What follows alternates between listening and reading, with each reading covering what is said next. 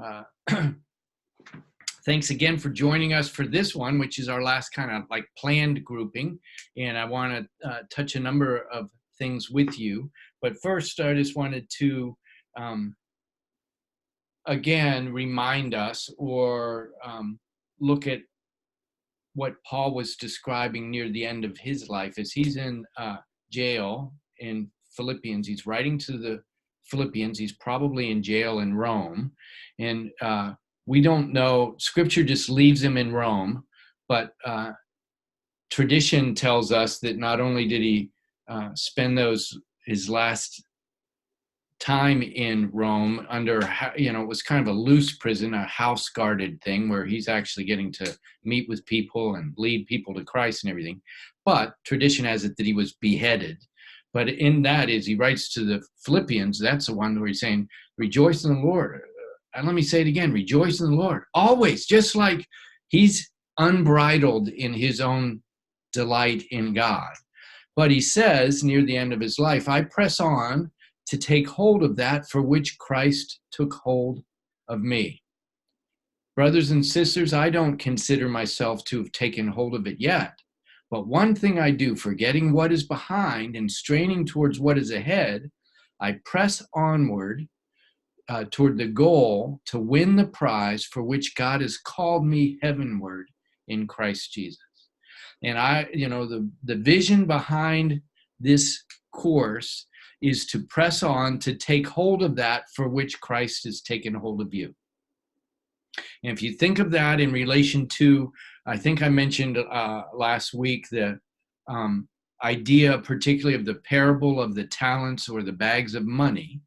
God's given you resource, and the primary resource actually he's given you, or the foundational one, is you. And so he's given you the truth of the gospel, but he's given you. And so as you understand who you are and his call or purpose on your life and where he's placed you, then we, like Paul, can continually say, I am pressing on to take a hold of that the purpose for which God's taken a hold of me. And we can't give away, or we cannot invest what we don't know we have. You could be a millionaire but didn't know it, and you're not going to be investing that money well. And there are many aspects. You are an image of God. You represent facets and deposits of God's image in you. You are little Jesuses in your body. And I want to encourage you, knowing as much as you can about your design, recognizing what you can about where he's placed you in the roles and his call into those roles, that you can be responsible given who you uniquely are, and then a sense of purpose, and building that into a rhythm that fits you, that gives you some air, that gives you some margin, so that you can be creative, that you can hear his voice, that you can have government or management over the resources he's placed in you. That's your function on the earth. To do less than that is to be robbed. It's to be robbed of the identity that he's placed in you, to be robbed of participating in the purpose. And I'm jealous for you to walk in that. And I'm also jealous for the power of the kingdom that comes through people who accept that responsibility and diligently live into it. If we could multiply that on the earth, we'll see the kingdom advance pretty rapidly, because we've been given authority over who we are and where he's placed us. But we need to recognize it and learn how to invest those things. So my hope is that you can be aligned, a right measure of order, so that you can live a faith-filled, bold life. The enemy, and this is the last I'll say of this little intro, the enemy will counterfeit the voice of God. And the counterfeit will look like that what's being presented is too disciplined for you, that you just can't have a rhythmic life, that you can't really walk consistently. You might not be as structured as some others in the course, but God knows the order that he put in you, the capacity for that. You may have, in terms of order, a 1 bag of gold ability to order, or you might have a 5 bag of gold capacity to order. It doesn't matter. It is find your rhythm, find your order so that you can be responsible with all that he's invested in creating you, rebirthing you, and calling you. So that's what, again, that's what we're after. And I want to do whatever I can to kind of help that even from here out. Let me go over a couple logistics and then we'll move into questions and or kind of bringing it all together as best as we can. Some have asked, like, so how long is the curriculum kind of thing open? This is open till the end of the month. You have the, you can download whatever you want from it. But at the end of October, that's when that thing will be closed down. And I really want you to do that assessment at the end. I changed, and it's a case. It's really a case study assessment. You're helping me learn about the 90 days, whether this is doable, what it was like for you, it'll ask questions about the Zoom, it'll ask questions about the pace, it'll ask questions about the content. You could really be helpful to me because this stuff is, I think you can tell this is really important. This is what I want to do with my life. I want to do this for the nation. I don't know if I can. I don't know if I'm dialing the right amounts of stuff, and I don't know if I can build out. You can help me discern that. You can be praying for me in that, but doing that assessment would be really good. If even if you've fallen off the wagon, this can help to understand potentially like why you fell off the wagon, and that can help people in the front. Yes, Lisa. Just a question. So does that mean that after October we can't access anything on the site? You can, you won't get the site access anymore. You can have all the, the videos and these things, but the site will be not open for you at that point. Yeah. So that's why this is a 90. You could extend that out a month for those of us who keep trekking, or no? Well, that's where. But you just have to download it. Go download everything and you'll be fine. Okay. So that's the Tina plan, it sounds like. So again, look at the last couple emails that I've sent, and there's different. That's the other thing, is there's different options again, and it could be that you are already done and it's good, awesome. Could be that you're in there, download the stuff that you can. That's all fine. Or it could be that you're at a place too. There. I would imagine that there are some for whom to finish it well would need some one-on-one stuff. Again, I can do that, but it will. I'm building my life, building a business, and things like that. But what I'm wanting to see, what I had found before doing the 90 days, was that those who I did who were doing it just with the group gathering were not generally going very deep. And so I thought, like, oh gosh, that means that to do it requires coaching. This was an effort to say, if we're all going at the same pace, if I'm encouraging you and teaching related to that topic, if we are also there to encourage each other at that pace, will that deepen the thing? That's what I'm trying to see, whether that can happen or not. But you may find that, for me, though, pretty much everybody, most of the people on here know me pretty well. My strength is actually in building you in the one-on-one. I love the group thing, but the one-on-one is where the power of my life is. That's where I do the prophetic. That's where I do the encouragement. You might be at a place where you say, like, give me 1 month, but do the deal. You can sort out the options, or you can connect with me in there. In those emails I say too, here, schedule a time we can talk and process what might be the best thing for you. I will do whatever I can that's a win-win for you to succeed. There isn't anybody on here that Kelly, you're the one that I might know the least, but I already like you.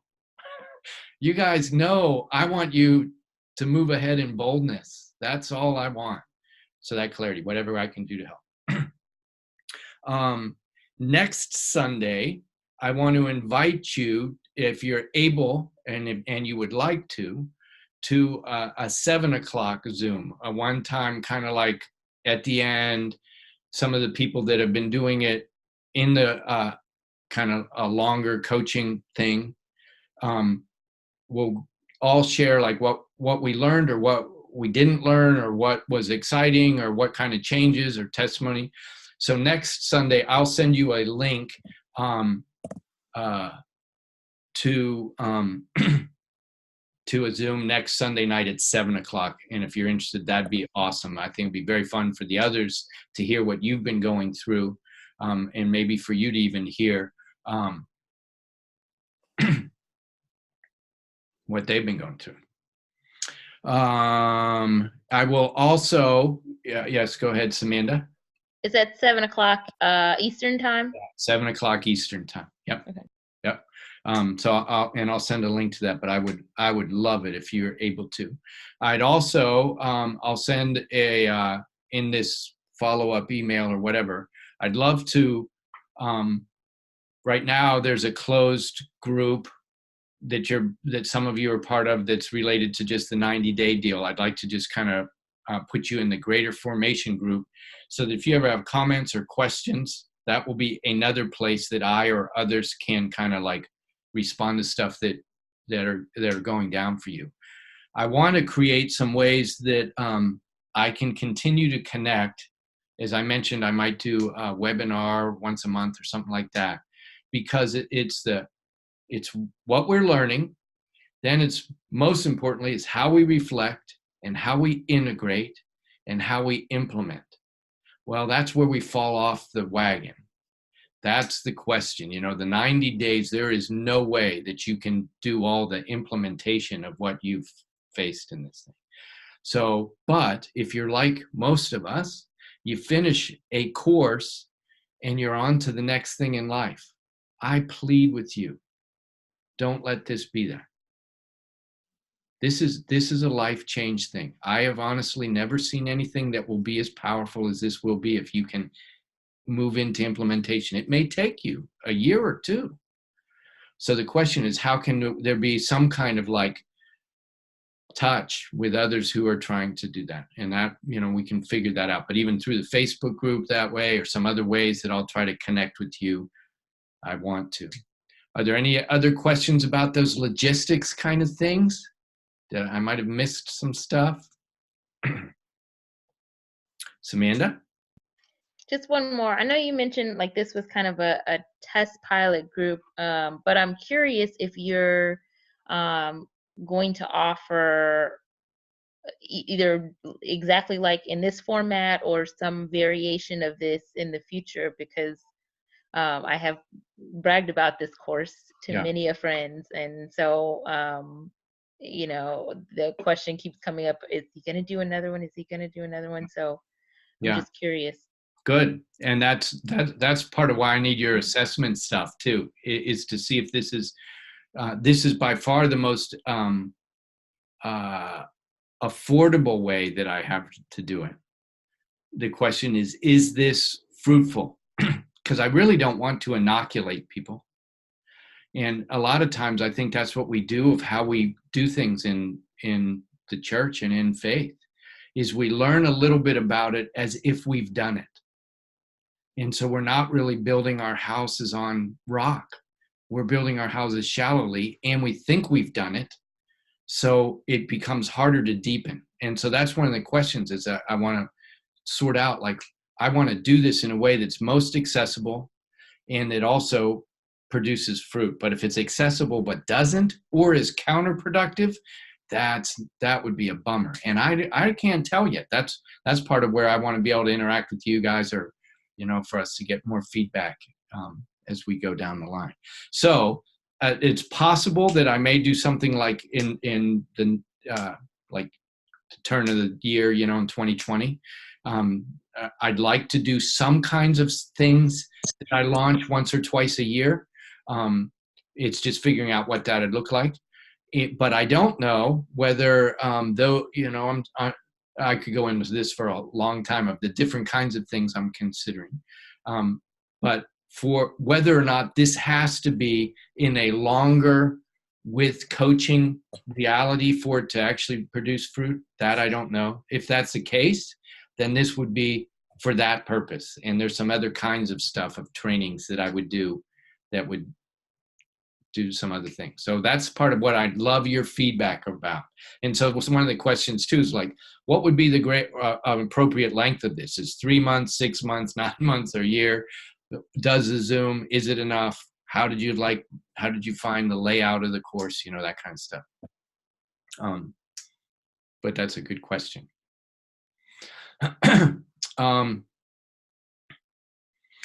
Let me, and when you say you got others, so what I would, please refer people to me in whatever way. So you can, at this point, you can refer them to my website. Just say download the thing, or tell them to do a free strategy session with me, and I can help figure that stuff out with them of what would be good. I would love whatever you can do, for me to be a benefit to your friends. That would be good. One of the things I say to pastors is, you can work with them whatever you want. If what I'm doing can lay a foundation for them, it will make your life better. Because the kinds of things that you want to deal with, you can. If all of us will be more effective, I believe, if we have this kind of a rhythm worked out in our lives, that we're aligning in a direction. So anyway, you can refer people to me, or another way to do that is you can even just send them an email that says something simple of, did this, I thought this might be beneficial. I've copied Coach Tom on this thing, if you guys want to connect, and then that gives me an entree to try to see if they want to do that. So that way it's the easiest lift for you, that's another way. But they may want to go to the website. Many of you saw the video on that. That gives an idea of what this stuff is. So there's different ways to do it. Now I want to talk more a little bit about kind of the last parts of the course.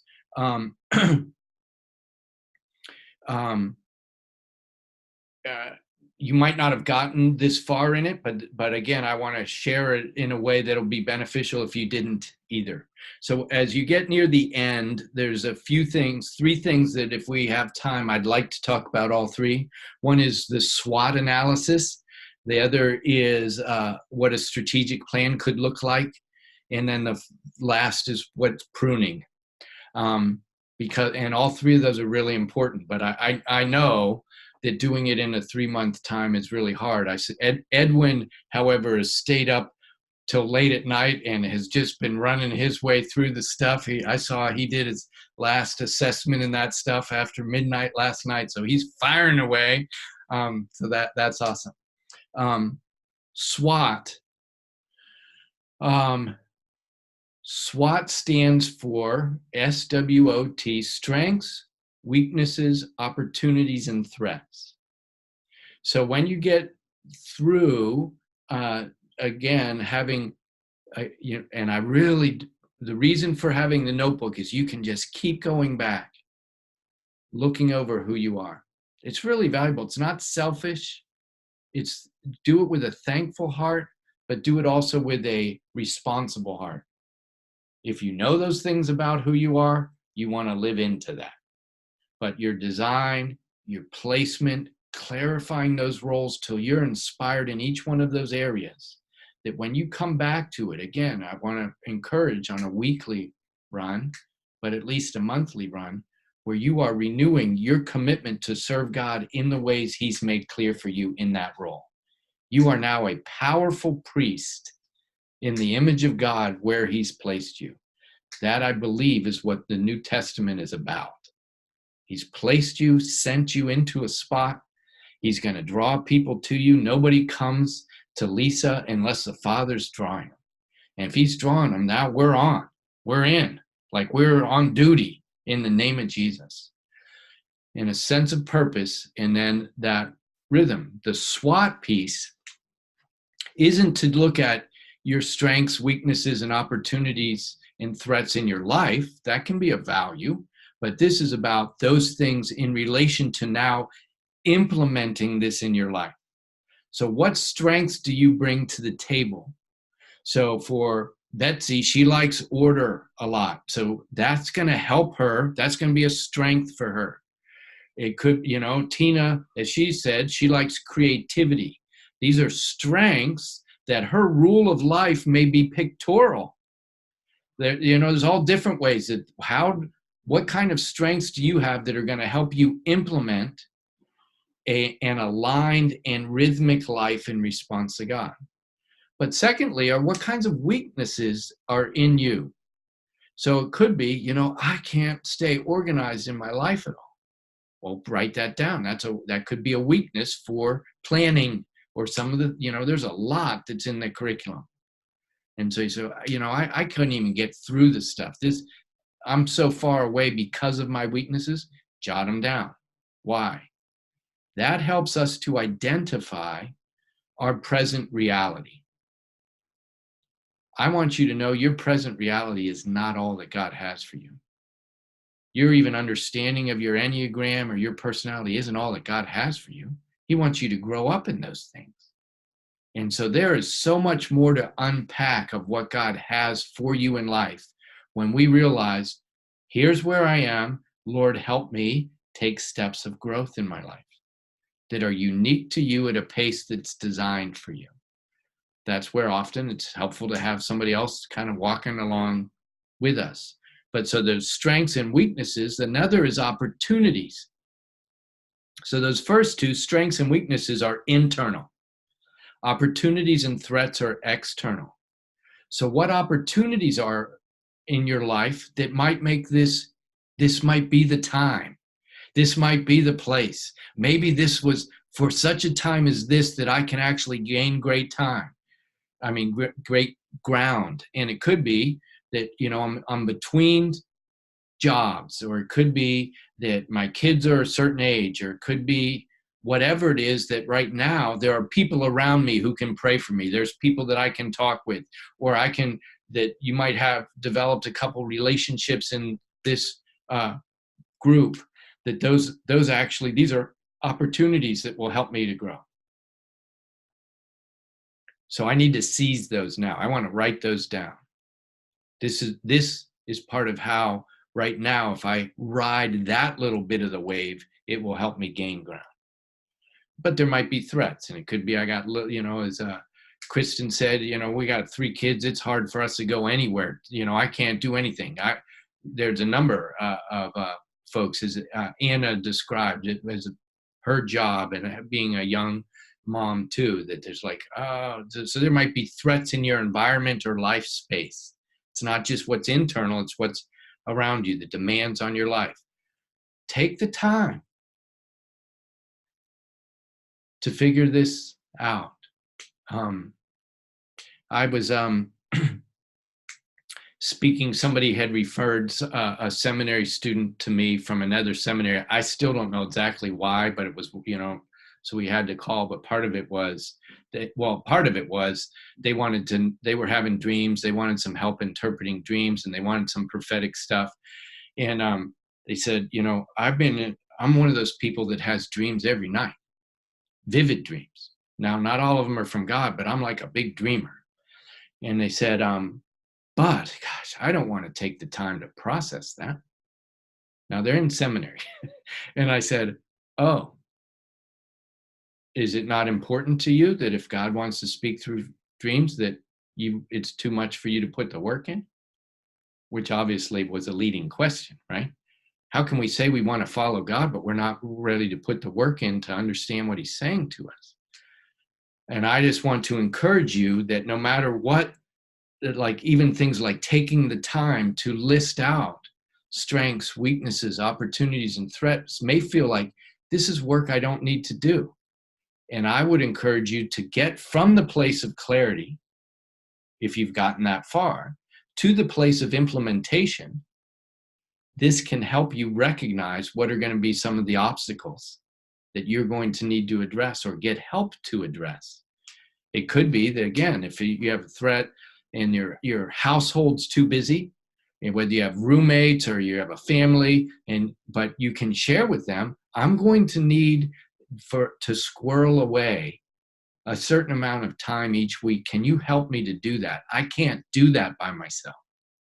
And that's an opportunity and a threat. The place is too crowded, but I might have some people that can help me to maintain it. That'd be an opportunity of people, but to help me push back the threat.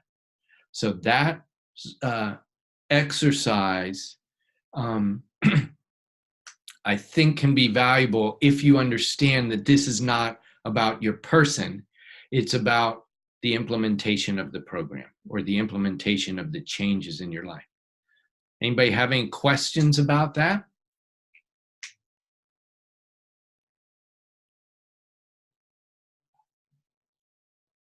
This is one of those times where I'm pushing us through. This is like, this is combining 40 sessions into one night. And so I'm just hoping that quiet doesn't mean, oh, I wish I wasn't here tonight.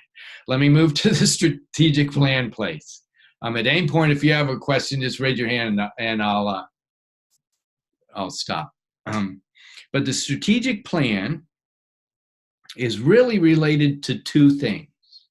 Again, different than you might have done strategic planning in the workplace, or if you're a teacher, planning out curriculum or things like that. But this is about really developing a strategic plan around two things. One is the implementation of a rule of life, or the ordered section, module 4. And so it is, okay, so after I've looked at the strengths, weaknesses, opportunities, and threats, now I want to think about what is going to be needed for this to become part of my life. And so you're going to do that around the implementation of that rhythm, whole ecosystem that involves like how you're handling your health, how you're handling your relationships, your roles, your responsibility, your vision. It could be that many of you are at a place, some of you took this to determine whether or not you needed to change your vocation. I mean, these are big things, right? And you could be at a place that you're saying, what I'm doing is not very aligned with who I am. Well, okay. Now, that transition could be like a 2-year process, or it could be a 2-week process. You get to sort out intentionally taking responsibility for your life. Lots of times, Christians hope for God magic. Lord, if this isn't the job you want for me, bring one my way. Or Lord, if this isn't it, make my boss fire me. Or if this isn't it, and instead of saying, well, okay, this is what an aligned life looks like. What do I need to do? Maybe I need to talk to people who know about that field. I saw I think it was a football player got a particular injury, and actually it was an injury to their thumb. He's a quarterback, and so when he got it, he went and contacted other athletes, some football players and some baseball players who had had that exact injury, and what they did in terms of surgery and what they did in terms of rehab. Well, it could be that that's part of your strategic plan is I need to talk to some people who have maybe developed a rule of life, or who whatever, or I want to talk to some people if I want to move. My nephew went through this course. He's just turning 40, and he feels like the job he's been in for the last 4 years, I mean, it is so much not a fit for him. He's been faithful with it, but he's an extroverted, creative person who really wants to like work with young people. And he just wrote a children's book as a result of doing this course. But his job is he's at home doing phone calls 40 hours a week to help people get in higher education. Isolated job doing phone calls every week. And here's an extroverted, play, creative, singing, work with children person. So he knows that what he is being quenched by his work. Now, that's not a quick change. So strategic plan involves like, okay, What are some of my options? Who are people I can talk to? So the strategic plan is about the implementation of the direction and the rule of life that have been surfacing. And again, don't do it until you're ready to do it. But if you are, without doing it, this won't make a change. Intentionality is going to be the deal. It really is. And this one is because I think the amount of change for many of us, unless you're, you can make little changes, and that's good, and that's better than nothing.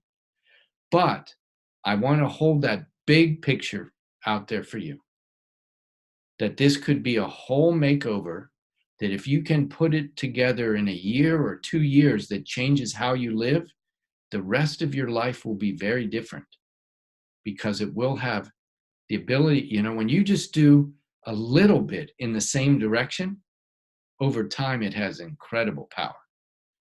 Much more than when we try to do big bits and burn out by sampling. And this is to try to help in that direction. So you're starting to lay that out, and you're saying, okay, so where do I want to be in 1 to 3 years? And I say 1 to 3 because for some, 3 is a ridiculous big number. And for others, the kind of change that you want, let's say if it is a vocational change, maybe 3 years is part of what you need to think about. So it depends what your situation is. But so you're looking ahead. What does that mean directionally? What does that mean for the type of person that I need to become? So again, if you went through and took seriously, most of the clients that have done it more at their own pace, when they hit that experiences section, it took them months. They're still working through it. Paulia can give me an amen on that, right? That's a big deal.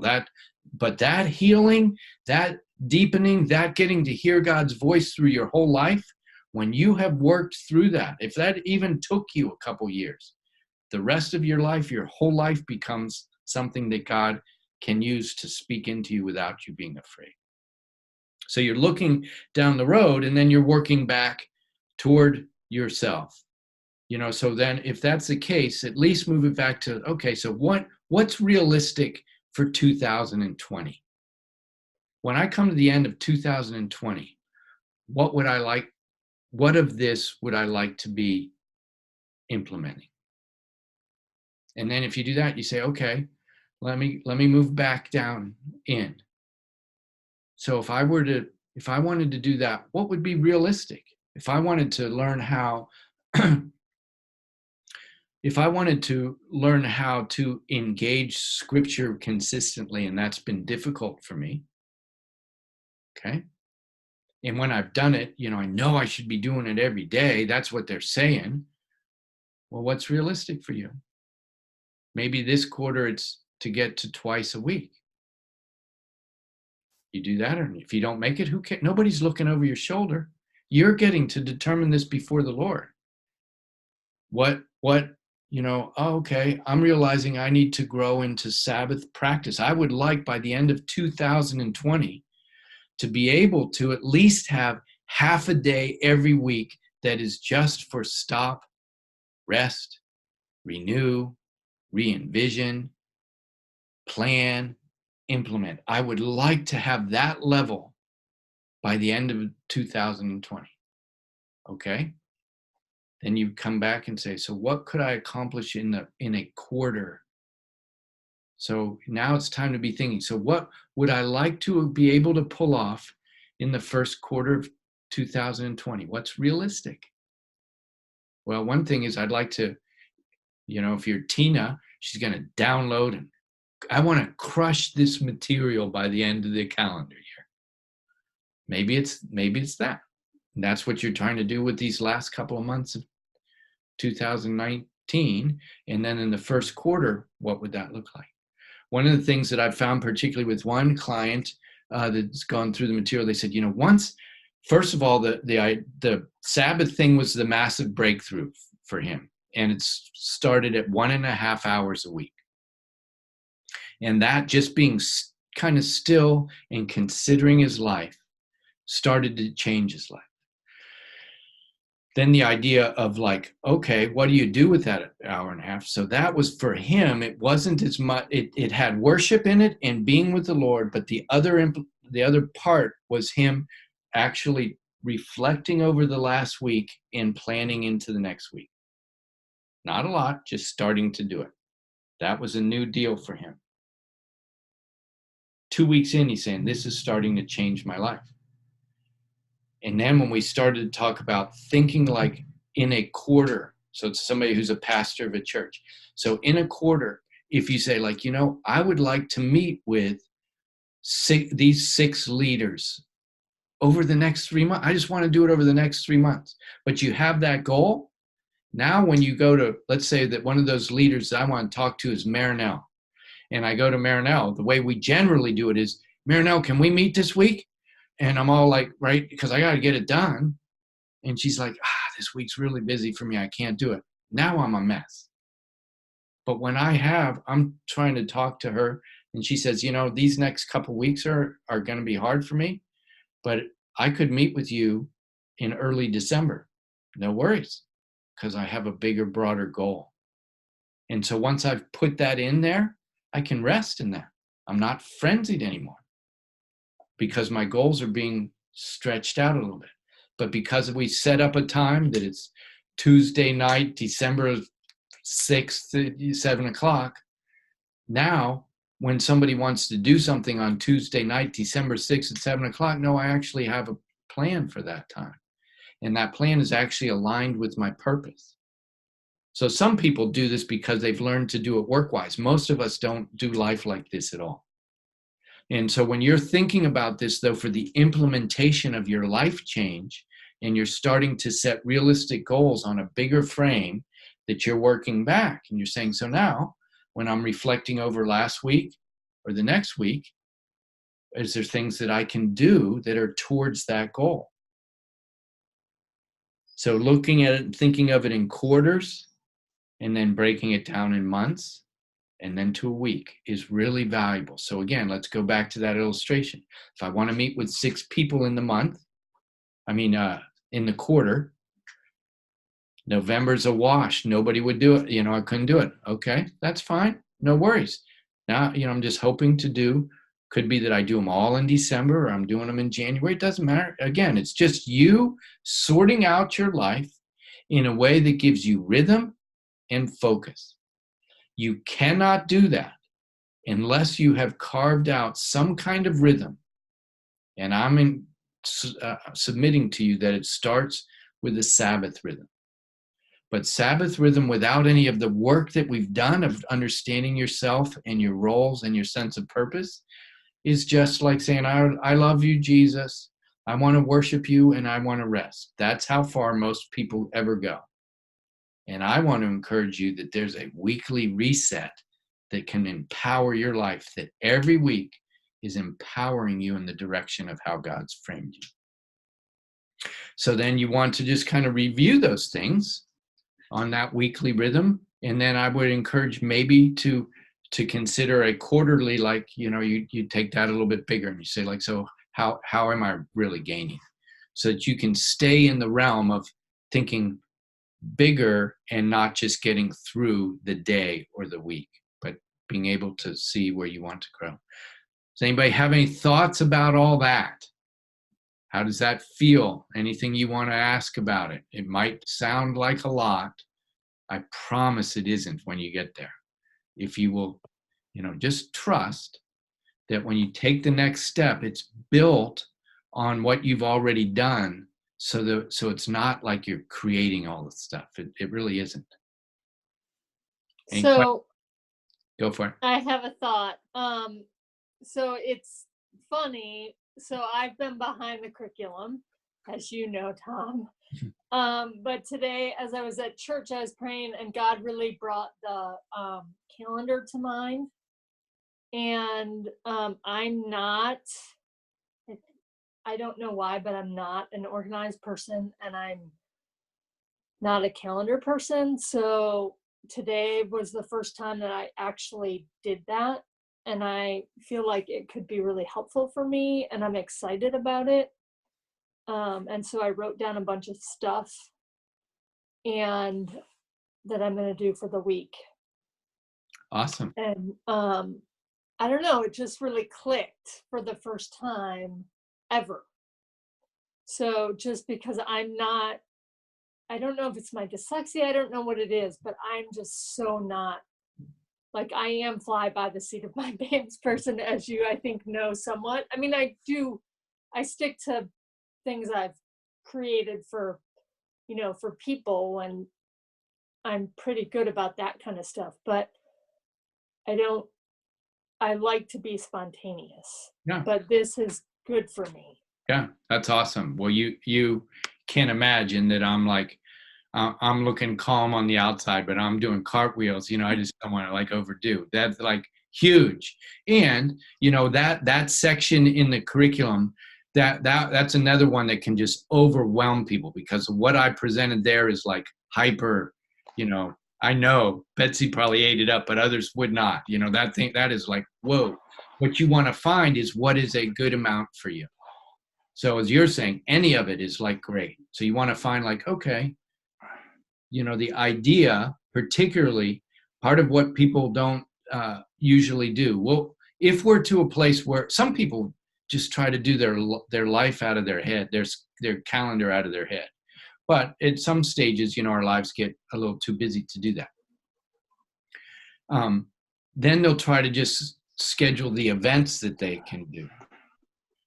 You start to have life change and development when you actually, on that planning sheet, use the left side, which is your roles, and so that you're actually doing some intentional things that relate to what God wants you to accomplish, not just what you have to get done because other people want you to do it. And so that's where you're starting to, like, again, you don't want to overdo it, just a little bit that we're continually doing that in a weekly rhythm will change a life. So that's awesome, Tina. And again, you have abilities, but you also, in that, you also have some things that would be weaknesses in that, but you also have support. And so finding, like, how do you do that? Are there people around me that can kind of help to a degree? That's all. We all have to sort that out. But that's awesome. Thank you for sharing that. Any other thoughts about that? Lisa?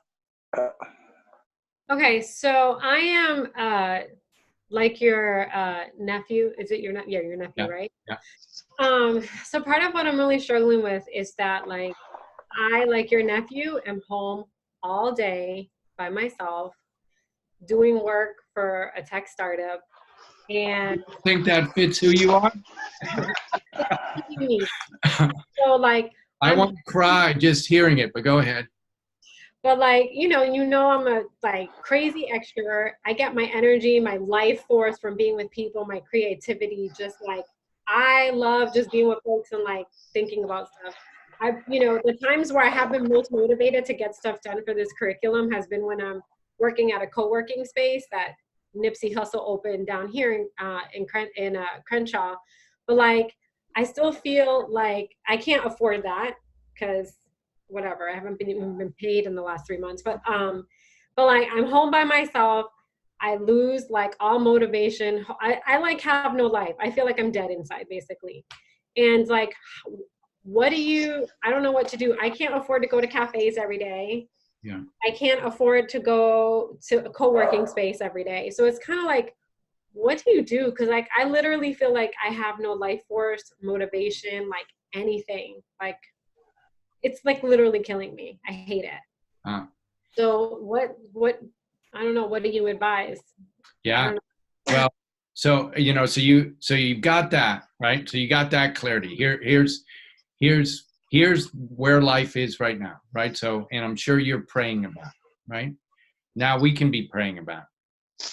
And we could, go set up a time and let's talk and brainstorm that together. I'd love to do that because you are you're a people person and you're a leader, and when you're doing what you're doing right now, you're not doing either of that. And but God has it. There's stuff for you in it, but it's okay if you can tell you're going somewhere else, right? You don't want it. Part of what kills you is like, is this my life? I don't want to live this life. But if it is like, okay, here's where I'm going. That, that's part of what we could work on thinking about. But yes, you rightly are discerning that is not the ultimate place. That's not what God has for you in the big picture. No way. So thank you for sharing that. But I'd love to brainstorm with you on it. Anybody else? Any thoughts? This did one here. I just think about this curriculum and what it has brought out in me. As I've thought about in life sometimes of who I am, myself defining it, but this curriculum has helped me to redefine some things about myself and some qualities or abilities in life that I didn't think that was really me, but I'm seeing because of the truth that's in this curriculum that's being revealed to me and awakening me that, oh, I am like more like that than what I thought I was.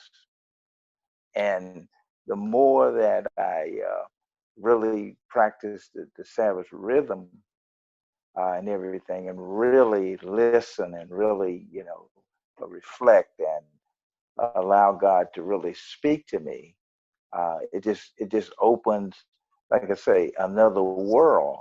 Actually, another world about me, and all the things that I have done in life.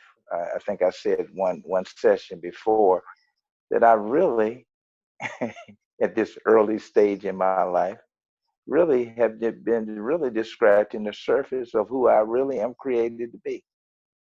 Well, it is, can you imagine the delight of the Father to hear what you're saying? He wants you to open the package of Edwin. He's so fired up. You're encouraging us, when you share that, like, are you kidding me? That's so awesome. And what we want to do, even for some of you, when you hear Sabbath rhythm, I'm imagining, some of you mentioned you wanted me to unpack a little bit more when I said a religious spirit around that. For some, when they hear anything about Sabbath or when you hear anything about spiritual disciplines, the enemy wants to always make you think law and rule, condemnation, and small life. And so some of you may be hearing Sabbath rhythm means I got to structure my life. I got to sit there and be still, and I don't know what to do with that time, or else I have to work and do a report card on last week and do a schedule for next week, and that's going to make my life small and structured, but I'm a spontaneous person. Well, something's wrong. And what's wrong is God doesn't want you to be something that you're not, and I'm not wanting to hold something out there that's not. And the enemy will often, in the areas that God would like you to grow in, the enemy puts a little veil around it that says, if you press into there, your life's going to not be fun. Because, in that parable of the talents, the one who kept his talent said, I knew you were a hard man and that you reap where you didn't sow. And that's where we believe sometimes of God too. We think that God's a hard God and that he wants us to do things that are good for him but are actually not good for us. That's not true. That's demonic, because he came that you would have life and have it to the full. And so a measure of order of understanding yourself, being able to celebrate who you are. Edwin saying, Father, I didn't even know this about myself. That's like, I can picture him hugging you hugging him. He's saying Edwin, I wanted you to know this. I want to help you with, what all that stuff. So that what we're after is a get to instead of a have to lifestyle. And we get to be who we are created to be. And we get to represent him in the world. It's all good news. It's all good news. But we need to be reminded of it. And so some of the ways we're reminded is in that rhythm, both on a Sabbath and then starting to apply what our rhythm on a daily kind of way is to renew that. And I think I mentioned last week that my Sunday last week had been this like crazy long thing that had difficulties of church things, that had social justice things, that had coordination stuff on it, that had these trainings in the night. And I was walking down the road at halfway through, and I'm thinking like, Lord, I just kind of want to make it through this day. And I felt like he said, what, you get to do this. And I could flash back to myself as a young man. And if I got to do any one of these things, it would be a dream. And I'm getting to do it all. And it's kind of like, oh, I'm so sorry. What have I been? This is all good stuff. This is what I want. If you said, what would you like to do? I'd like to do all these things. But we get into this mode that says small, hard, joyless.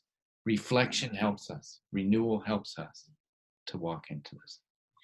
Any other questions about strategic planning? That's kind of a little off topic. Go ahead, Samantha. So this is all in my head, so bear with me as I try to articulate this. But I'm hearing you, and there are pieces of this that I know that I still need to deepen, and then simultaneously,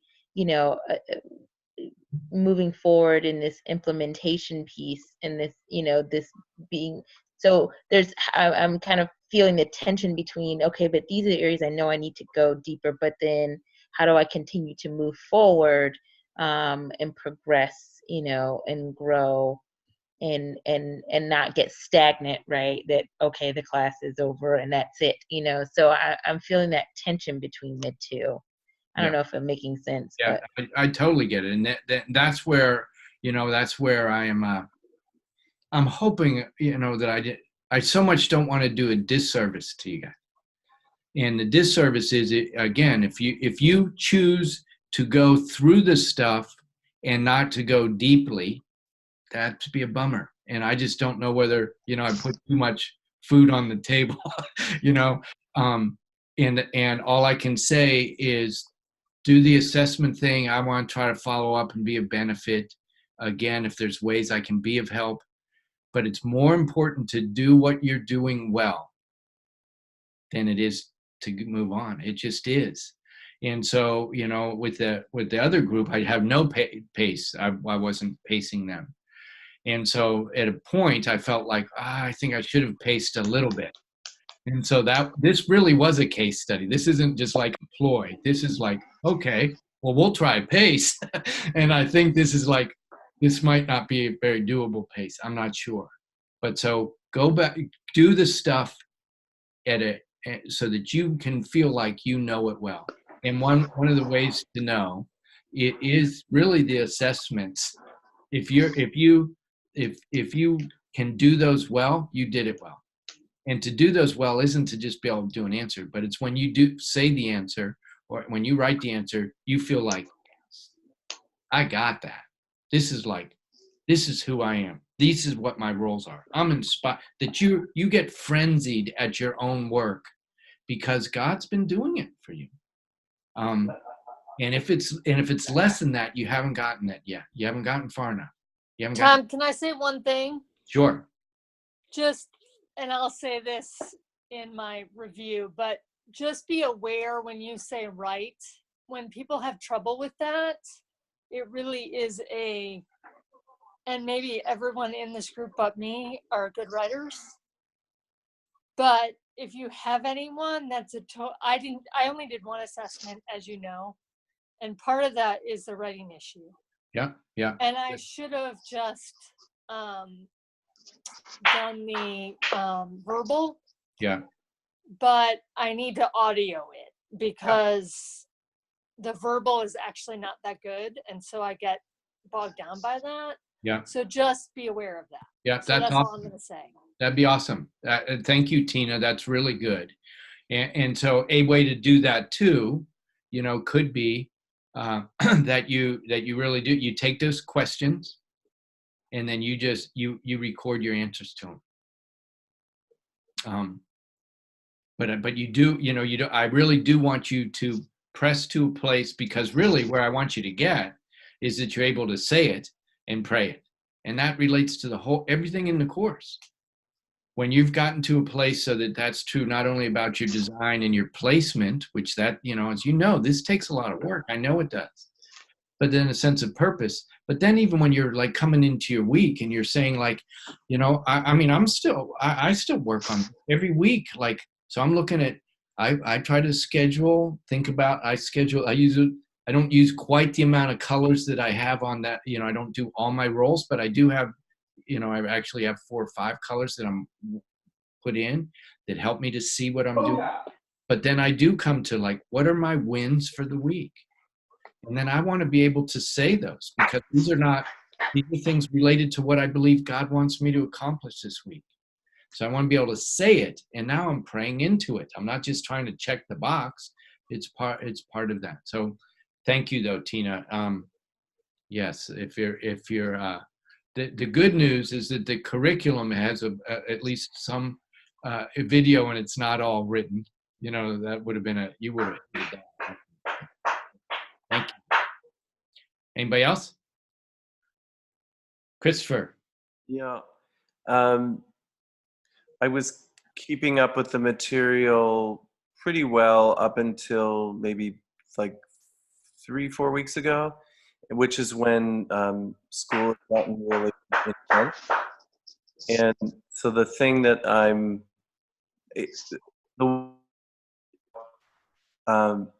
how to think about, the next year or so is really helpful, because I feel like it's been very helpful and I don't want to not do it. I don't want to not finish. And I think the one thing that I'm aware of is that it's very difficult for me to build in new discipline and new rhythm at a time when I'm totally taxed. Yeah. Which is the next 3 weeks in the last 2. So there's like this 5-week period where, and then it'll ease up and I'll have a month that'll be, breathing. So then it feels like, so then my opportunity is to really use that time to kind of finish articulating everything, so that I have it all down. And then, I can set like, okay, what's my goal into the next year of when I want to make sure that my Sabbath practice is weekly or whatever, which is really hard for me to do because I am working 3 jobs. Right. But I can do it when I'm not to the wall. But when I'm to the wall, my eating goes out the door. I don't exercise. I evacuate from personal relationships. It's like all the self-care things go out the door when I'm pushed to the wall, which happens like 3 times a year. And I know when those weeks are, and that's when they happen. So I just think, well, maybe my goal is that I'd like to do better in February than I did in October. And that's what my November and December are like, really articulating that further and saying, okay, what's a realistic goal for those really intense periods? What can I expect to get through? So I was really helped by what you said tonight. Well, and what you said right there is exactly it, is like, so whether that's on a quarter, it looks like, so your quarters may have pockets within them. The 3 months of your quarter are not going to be the same, right? That's where it can be also really valuable. Look at quarters. It's very interesting. People who understand money, which I don't, but people who would help with like our church budget and everything, they hardly ever pay any attention to the single month, because money fluctuates, but quarters balance out. It's crazy. It's really weird that quarters actually are pretty stable even in a church when months are not. But our lives are like that. So if you recognize, I'm coming to this month, I like to even view kind of my rule of life, try to look at like each quarter's different, right? Fall's different than winter, winter's different than spring. In New England, those really help because the quarters are different. But even within it, so you're like, okay, I'm coming to the dry zone.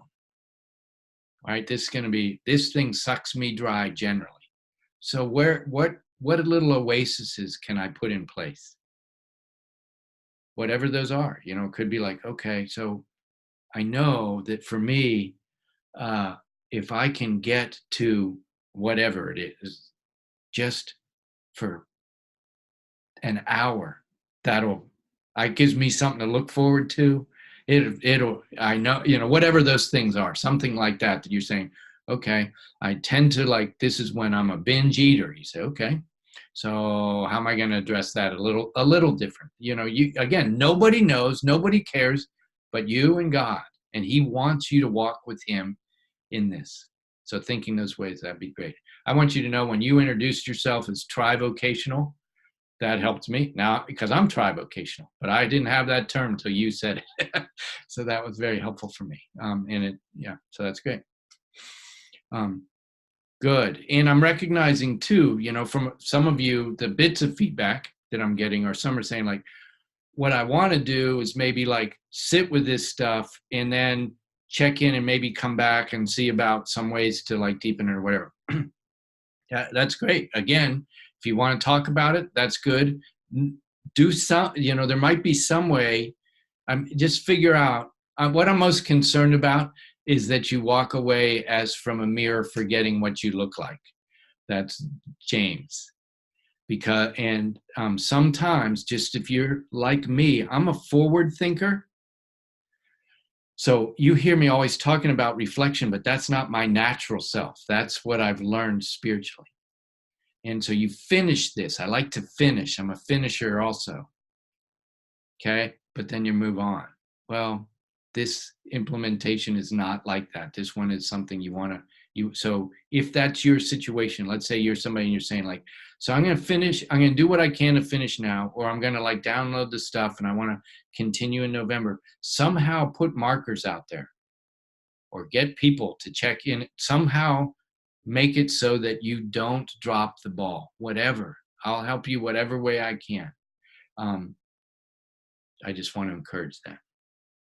Let me touch to the last topic of pruning, and I won't say a whole lot about it other than, Jesus came that we might have life and have it to the full, right? That's a good thing. However, abundant life produces too much fruit. And so if you do your job well, people come to you with lots more work to do. If you relate to people well, you start to have too many relationships. You can't keep up with them. Everything's like that. But nature's that way too, right? Trees produce too much fruit. And so part of, again, the design or the thought behind this course is that as you develop a clear yes in your life, that can help you do a solid no. No is your friend if you're going to move in a direction of yes. And it can take some, it might be a learning process that's a little bit difficult for some, but the way to do it in the download or whatever I mentioned, really, I think that, I don't know whether this was from Necessary Endings or not, which book it was, but the idea of naming the rose, I think I've mentioned that before. A rose, part of the value of a rule of life, it's like a trellis that a rose bush, you can put it and grow up the trellis, will have much prettier roses than if it's just left to its own, becomes a rose bush. And so a rule of life just brings enough structure so that you're producing good roses. But in the idea of pruning is more like a fruit tree, and you want to cut off, even in a flower plant, but in fruit, the life suckers, which are things that actually might produce something, but it's not what you're after. So you're naming what you do want to produce, what God's made you for, that for which he has taken hold of you, Philippians 3:12. So that you can say no to the things that are extraneous, the things that take life away from producing the good fruit. And so some of those are going to be activities, some of those might even be responsibilities, and some of those are relational connections that you don't have to like walk away from necessarily, but you do have to re-clarify what they'll be. And those are sometimes hard. But the question is, are you going somewhere? So we see Jesus continually ending things.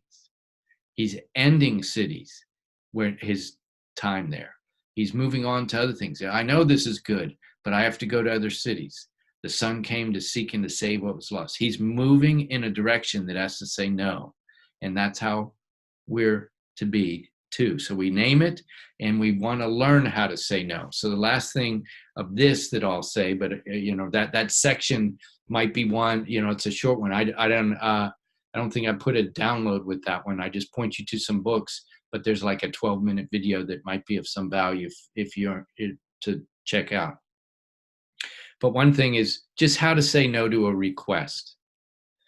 So if somebody comes to you with a request, and I bring this up because in the last 2 weeks, I had 2 people come to me with things that I would love to do. There are things like I'm finally at a stage where people would ask me to do this thing. It's kind of like, oh, really? Like, this is what I want to do, but my plate's too full right now. I'm in a pruning stage. I've got to. There's some things that I'm taking a couple quarters to prune well, because you can't just cut stuff off necessarily. And so I had to say no. And one, I added the picture of Nehemiah when he's trying to build the wall around Jerusalem. They're trying to get him to come down and actually trying to discourage him. And he says, no, I got this one. I got to do this one thing. And that's the way I feel in a few areas. But if somebody comes to you, here's a few ideas. One is you affirm them. Secondly, and your relationship with them. Secondly, you declare your yes, right? If you don't know what your yes is, but you can say, that's awesome. And one of the things that I'm really developing in my life right now is this. And then you state your no clearly and unequivocally. So a lot of times we'll say, so I don't imagine I can do that. So even this week, Paulia, I was violating some of the things because I know she's been in a very busy state. I was asking her to help with worship and things like that. And she said, I don't know that I could do that or whatever. And I pressed back in and said, is that a hard no? And she said, yes, it is a hard no. But we want to give it a hard no so that the person isn't left like coming back to push in on us. So we're saying, I affirm my relationship with you. Here's what I'm building in my life right now. Due to that, I'm going to have to say no. But the third or fourth piece is to be whatever help you can. So it could be, but let me think with you about somebody who could do that better than I could do it. Because you wouldn't want somebody who's divided right now. Let me think. So even if you put an hour in to helping to solve their problem, that hour is saving you 20 hours or whatever the commitment would have been. So love people and serve them, but make it clear that you're building your rows. So affirming the relationship, clarifying your direction, clear no, be of help, affirm the relationship. Does that make sense? But don't be afraid to say no, and people will understand it if you giving a reason. Your reason is you're working on that. But you have to have that's, again, I'm trying to help you build your yeses so that you don't get caught in too much of that. And the more fruitful you are as a person, or often like the better our EQ, all the things that we're trying to do better, they produce too much fruit. Every one of them makes it so that now my life is overrun. No, it isn't. You have to manage it and govern it. Does that make sense? Any questions about that? Lisa? So do we always have to say why?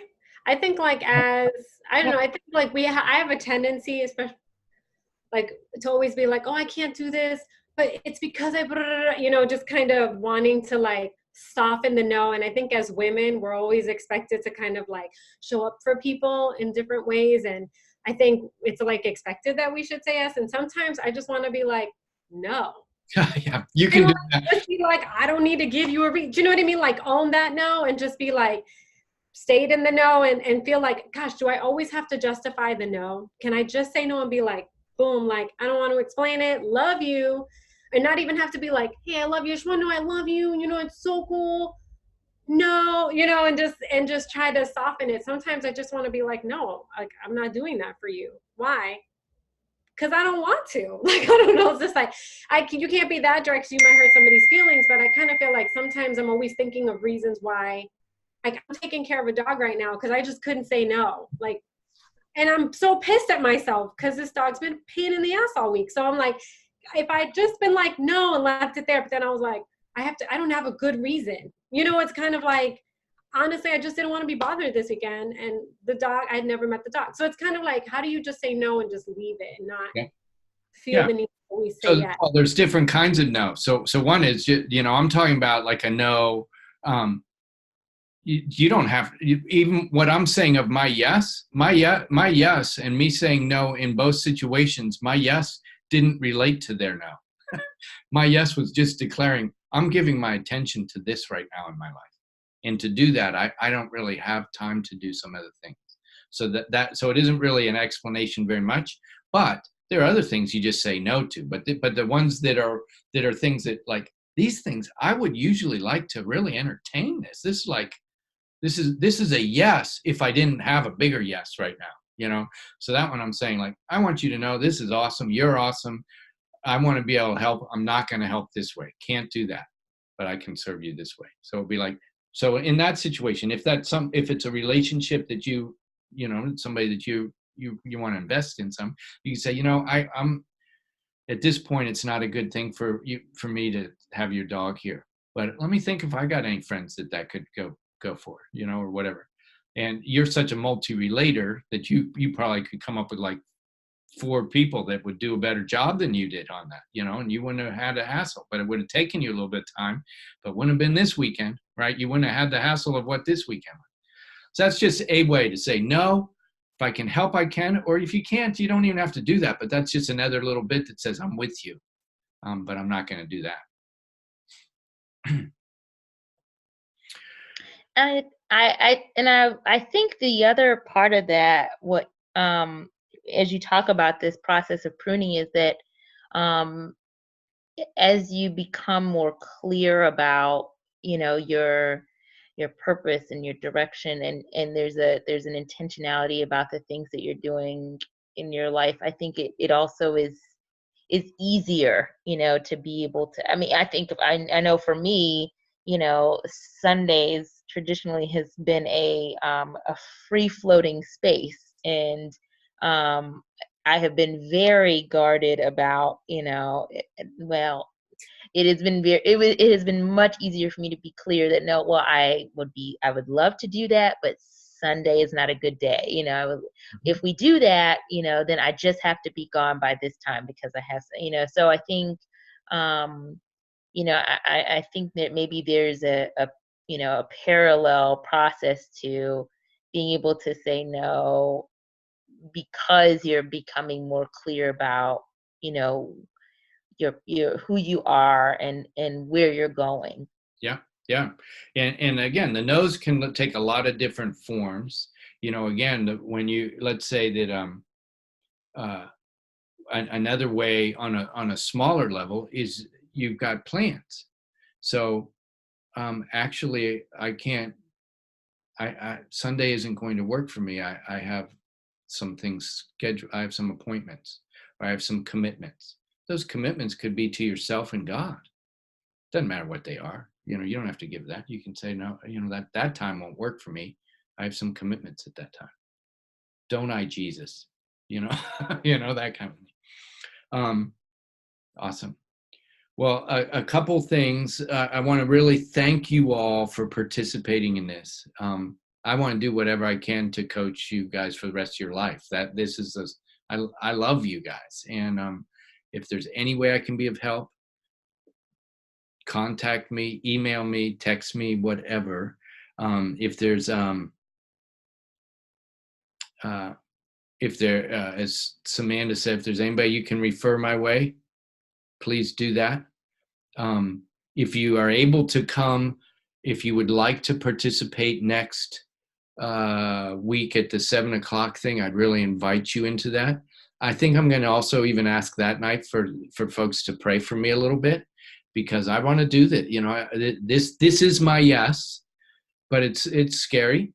So if you have thoughts, can pray for me towards that. People you can refer, ways I can develop this better. Any of that's great. Any insights into, again, any amendments or changes to the course, or things like this is a little long because of this, here's a way you could clip that, or whatever, that's all great. Or any things you felt particularly helpful, that would be helpful for me. One last thing that came to mind when, I think might have been when you were talking, Samantha, when I was talking to, with Paulia, we surfaced that sometimes the idea of purpose can become an idol. And I don't want that to happen. You know, your purpose isn't the goal. Jesus is the goal, right? Your purpose is, you're just really surfacing what he's just making clear. It isn't that if I get my purpose, then when I live for that. No, you're living for Jesus.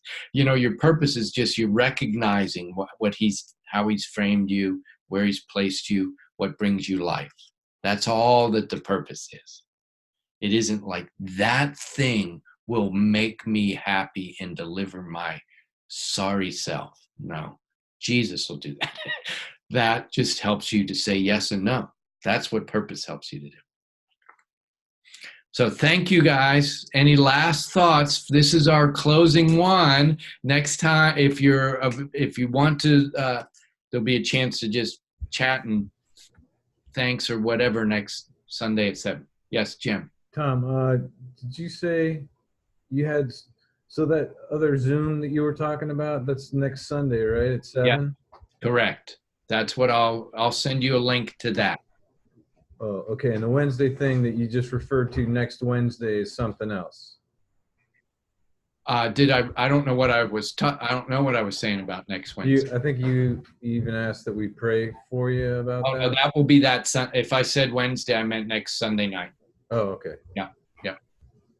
All right. Thank you. Betsy.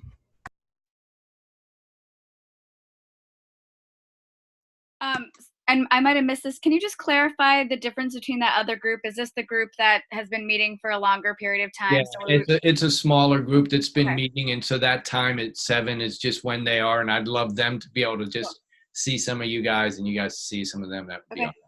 Thanks. Paulia. I don't know what people's time is like, but I would like to encourage people to be on that call next Sunday. I think it would be a great opportunity to join up with folks who have also been meeting. But I also think that I think it's important to just share some things that you may have gotten out of this time, and just as a way of kind of marking it as a time when, when you receive something from the Lord. Obviously, it's not a finished process. It's not, we're all on this journey, but just a place of kind of marking that and saying, hey, I just want to share or testify a little bit about what I feel like God did. It doesn't have to be a big thing, but I just think that it's important to kind of close this season. I think that book about pruning talks about seasons, doesn't it? And I think that this little short 3-month, 90-day season, it'd be great to sort of mark, okay, what has God done? So I just want to throw that out there as a little encouragement for people to be on that call. Awesome.